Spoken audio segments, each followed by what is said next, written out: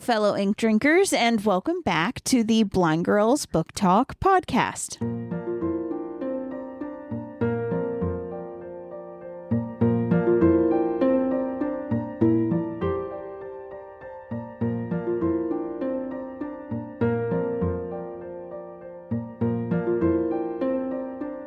My name is Aria. And I'm Belle. And we are two legally blind sisters who love reading and love books. And so what we've done is we've created this show in order to talk about that. We talk about a wide variety of bookish topics, and that can range from bad retellings of stories, book to movie adaptation comparisons, buddy reads, recent reads, bookish challenges. Really, the list does go on and on.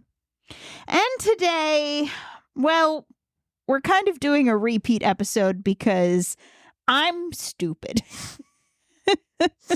Remember how last episode I said, hey, wait a minute, didn't we do this? Never mind, we're doing it because I say we are. Yeah, we actually did do it.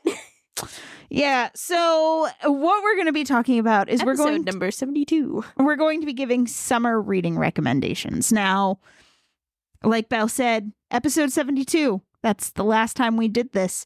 I didn't realize we've already done this. So Here we are. Here we are. Do I remember what we talked about in that episode? No. So is there a likelihood that things are gonna repeat? Sure are. Are we too lazy to go back and see what we said? Yes, we are. Correct. I'm not doing that. I didn't know we did this. I wasn't sure we did this. But you know what? I mean, you change what you read, every year. There might be things that you come across that you're like, this would actually be a really good summer read. So, there's the room. There's room for things. So, that being said, we're just going to get right into it because we're here now. This is our lives now. So the first one that I want to talk about that I know I didn't talk about last time because I hadn't read these books yet is the Riley Thorne series. The first book is called The Dead Guy Next Door, and it is by Lucy Score. Now, this series is about a psychic girl, and she essentially meets a PI, and they just start working together. It's actually a really cute story. There is a little bit of spice, so if you're not a spicy reader, there's a little bit of spice. However, I will say that in this series, the spice is not a lot. I've read way spicier.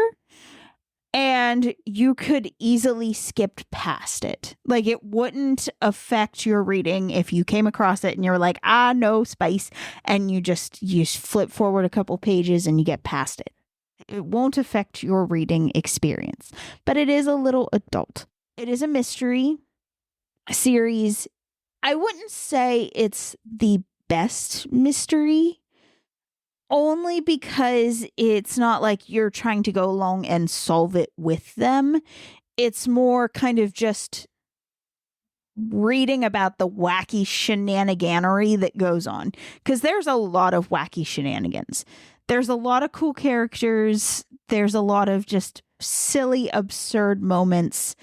There's a lot of fun times. But it's a very fun series. I just finished the third book of this series the other day. Any day now, the fourth book should be coming out, which I'm very excited for. But I do recommend it, and I think the first two books are actually set in July, August timeframe. So, it gives that summertime vibe, even though it's not in an actual vacation location. It's set in summer. I mean, what more do you want? So do you have any one off the top of your head there, Belle? I'm not doing authors because I'm not looking at a screen.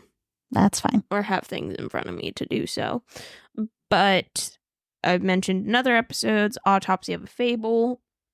I don't know when it takes place, or I don't remember. That is non-important in my brain. So it's forgotten. But that's a fun murder mystery series with a hint of supernatural. And I quite enjoy it. It takes fairy tales. It starts with Beauty and the Beast, then goes to Goldilocks, and then Peter Pan. Really interesting, I think.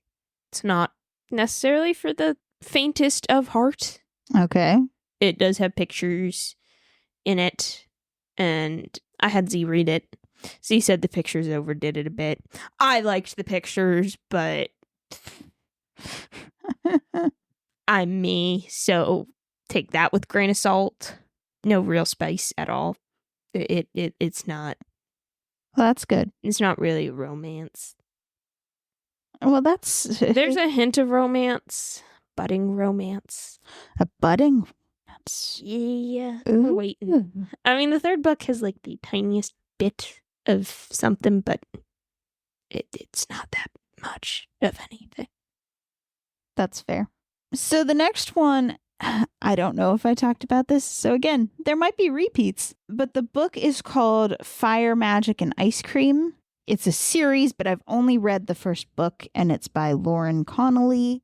And this book is kind of, I would say, like fantasy romance, because these people have like magic tied to them. One is like they have fire magic, the other has like ice magic, and it's just like a romance between them. It is spicy. You're warned. But yeah, it was very interesting. Or, well, not interesting. It was a cute little read. Just a cute little romance book. Like I said, the one character runs an ice cream shop. So, you know, summer ice cream. Like it fits. It all works together. But yeah, I thought it was a really cool story, or a really cute story. I remember really liking it. So, you know, not much to be said about that one, but, you know, definitely fits the summertime vibes. You got another one? I'm pretty sure I said this one last year, but guess what? Doing it again. Doing it again. I believe it's Best Served Cold. Okay. It's by Emma Hart. I do know that one, but only because I need to buy her books, and I like her. Mm-hmm. She has really funny books. It is a romance. It's about a girl who is running her family's ice cream shop, and her ex-boyfriend opened one right next door. And so it's a battling of the ice cream shops, and the only reason he opened it was to get her attention. And it's funny. It's cute. I don't know what to say. It is kind of spicy. It's not the worst, but yeah, it has some spice. Yeah, I don't know what else to say. It's quite funny, and the only reason I said ice cream because it's summer and ice cream. Summer and ice cream. I'm conjoining the two. Yeah, I mean, I just did it, so. Yep, there we go. Tis fair. Tis fair.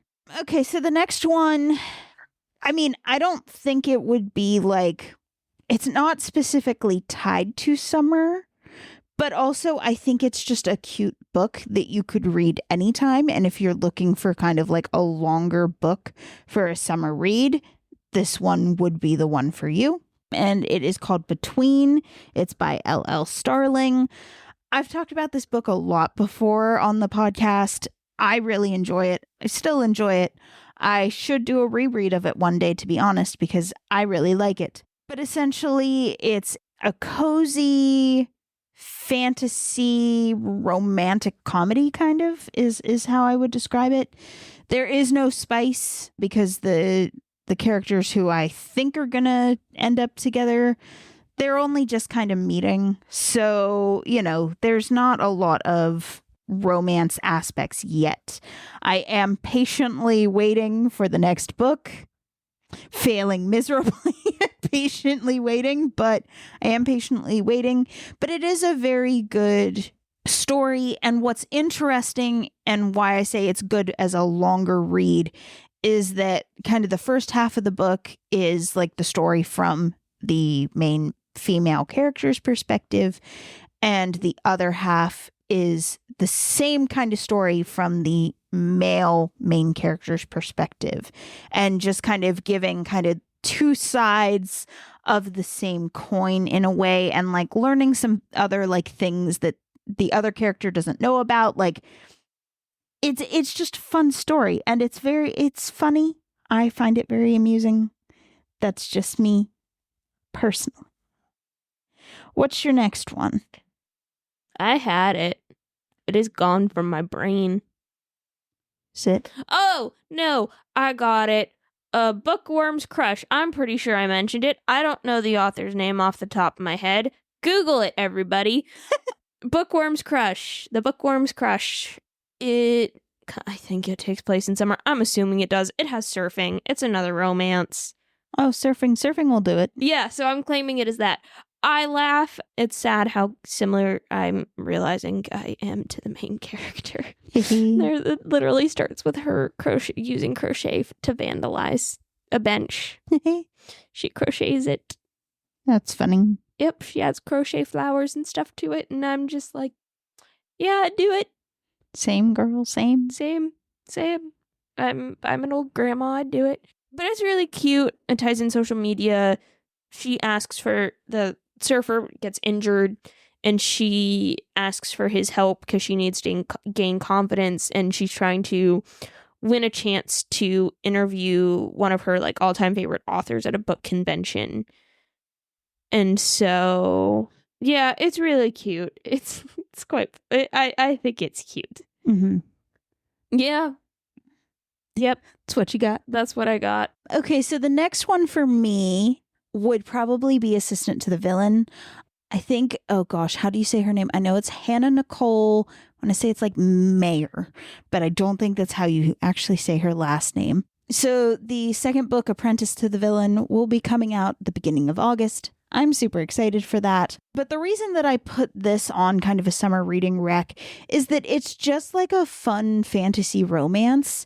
And like sometimes you just want a fun fantasy romance vibe that definitely fits the bill. And it's just fun. There's no spice. Yeah, there's no spice in the first book. There's just a lot of longing, which is very cute and fun. We love a good longing romance kind of story. Slow burn. Yeah, slow burn. But yeah, it's a cute book. I recommend it. I find it really fun. I will always recommend it. And yeah, it's another one. It's kind of like between in that like you could technically read it anytime, but like sometimes for me, especially in summer, like a good fantasy romance just hits the spot. You know, it's just it's what you want. It scratches the brain itch. Mm-hmm. Yeah. You got another one? You know what? I'm gonna throw in from Blood and Ash. Are you? I don't know if I did before, but I'm gonna do it just because that's the only thing that's popping in my brain. So, yeah, that one. I also, you should, if you're on Book Talk, in Bookstagram, the bookish world, you should know the author. Yeah. If not, Google it. Belle's answer to everything. Google it. It is. It honestly is. Google is there for a reason. Utilize it. So why is it a summer reading rec for you? I don't know. I'm just saying it because there's a lot of action. Okay, so yeah, sometimes you want like a Sword good fighting, action. daggers, Sometimes you want a good action. I mean, betrayal. I need help. betrayal. Well, who doesn't enjoy a good betrayal in summer? Me. I'm over here just like happy cotton candy. Any other summer reading recommendations from me? I'm trying to think of ones that I know I haven't talked about. Yeah, that's what I'm trying to do, and I'm a struggle bus. Yeah, struggling. I talk about the ones I don't talk about. The Starless Sea by Erin Morgenstern. I think that's a good like summer recommendation because okay, I'm going to probably sound insane, and that's okay. I've accepted my fate. But pretty much there are times when you read a book and like you just get like a kind of like a cold vibe or like a warm vibe from the book. And The Starless Sea has, I think, more of like a cooler vibe. So like for me, like when it's hot outside, sometimes you just want to read a book with like a cooler vibe to like, because it's hot outside, you know? It's like ice cream on a hot day. Yeah, exactly. And the book, I mean, I've talked so many times on this show about how much I love Erin Morgenstern and her books. I love them. And so, yeah, she definitely has some amazing stories. Starless Sea is one of them. It's one of the books that after I finished reading it, I definitely had a kind of a little bit of a I have to be in the real world now crisis, which was a very interesting time. So yeah, I will always recommend those books. Again, another one, like technically you could read it all year, but like if you want one that's more like summer coded. I mean, even Night Circus, you could also say would be kind of a good summer reading recommendation. Again, just from like the whimsy and the magic and the beauty that is the circus. Again, it's also kind of like a cool vibe book. So like, you know, again, it's kind of like the ice cream analogy that Belle had. Mm-hmm. Do you have any others? I know I've said this one. Like, there's no way I did this episode before and not said this one. But guess what? I'm doing it. Doing it again. Doing it live.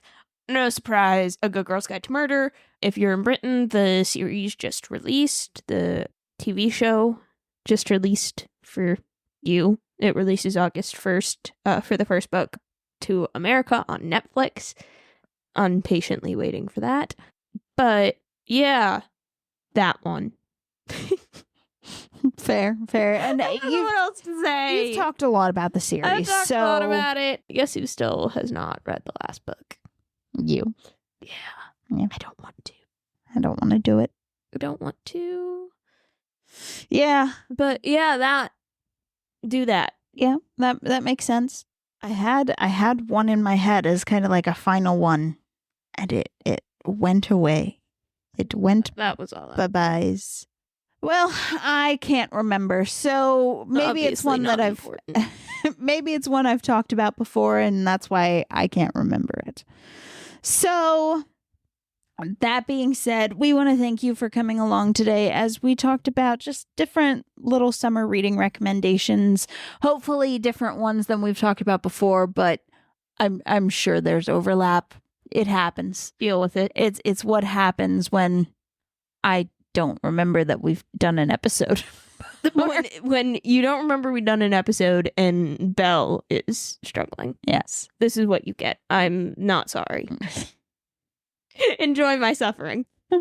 Yeah. So that being said, thank you for coming along as we did this kind of repeat episode. Of course, if you like this episode, if you like what you've been listening to, please consider following the podcast and sharing the episode with your friends. It really would help us to grow the show, and we would appreciate the support those actions would give. And hey, if you just want to leave a review, that would be okay too. And then what are we going to be talking about next time? Good Girl's Guide to Murder. Ah, yes. The mega episode of Good Girl's Guide to Murder. Yes. So that being said, thank you for listening, and we'll see you guys next time. Bye.